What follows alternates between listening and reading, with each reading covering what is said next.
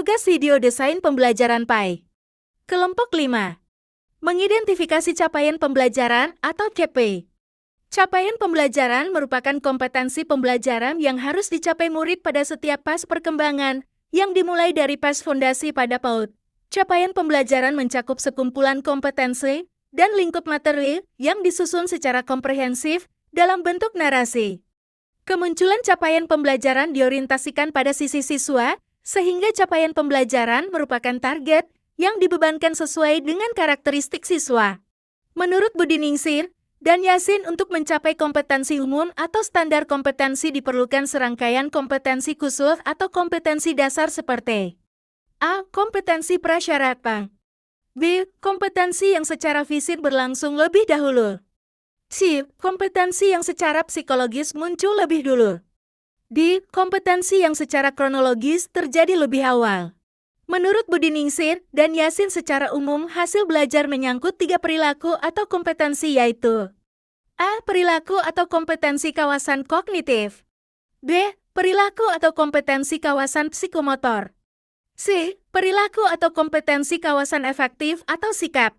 Menurut Budi Ningsir dan Yasin, secara umum terdapat 4 jenis struktur kompetensi, yaitu A. Hierarkikal. B. Prosedural. C. Pengelompokan. D. Kombinasi. Mengidentifikasi jenis-jenis materi.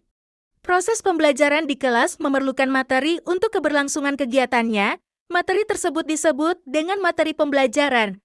Materi pembelajaran atau instructional materials adalah pengetahuan, keterampilan, dan sikap yang harus dikuasai peserta didik dalam rangka memenuhi standar kompetensi yang ditetapkan. Materi pembelajaran dipilih seoptimal mungkin untuk membantu peserta didik dalam mencapai standar kompetensi dan kompetensi dasar. Jenis-jenis materi pembelajaran dapat diklasifikasikan sebagai berikut. A. Fakta. Fakta adalah segala hal yang berwujud kenyataan dan kebenaran, meliputi nama objek, peristiwa sejarah, lambang, nama tempat, nama orang, nama bagian atau komponen suatu benda, dan sebagainya. B. Konsep. Konsep adalah segala sesuatu yang berwujud pengertian baru yang bisa timbul sebagai hasil pemikiran, meliputi definisi, pengertian, ciri khusus, hakikat, inti atau isi, dan sebagainya. C. Prinsip. Prinsip adalah berupa hal-hal utama, pokok, dan memiliki posisi penting, meliputi dalil, rumus, adagium, postulat, paradigma, teorema, serta hubungan antar konsep yang menggambarkan implikasi sebab akibat. D. Prosedur.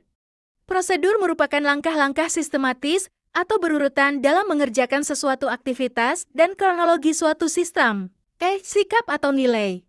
Sikap atau nilai merupakan hasil belajar aspek sikap, misalnya nilai kejujuran, kasih sayang, tolong-menolong, semangat dan minat belajar, bekerja, dan sebagainya. Menentukan materi pokok dan uraian materi pokok. Materi pokok dan uraian materi pokok adalah butir-butir bahan pelajaran yang dibutuhkan siswa untuk mencapai suatu kompetensi dasar. Pengurutan materi pokok dapat menggunakan pendekatan prosedural, hierarkis, konkret ke abstrak, dan pendekatan tematik. Prinsip-prinsip dalam menentukan materi pokok dan uraian materi pokok meliputi prinsip relevansi, konsistensi, dan kecukupan. A. Prinsip relevansi artinya keterkaitan. B. Prinsip konsistensi artinya kejegan. C. Prinsip kecukupan artinya materi yang diajarkan hendaknya cukup memadai dalam membantu dalam menguasai kompetensi dasar yang diajarkan. Kriteria dalam pemilihan materi pelajaran yang akan dikembangkan dalam sistem pembelajaran dipaparkan oleh Harjanto dan Ananda sebagai berikut. A. Kriteria tujuan pembelajaran. B. Materi pelajaran supaya terjabar. C. Relevan dengan kebutuhan siswa.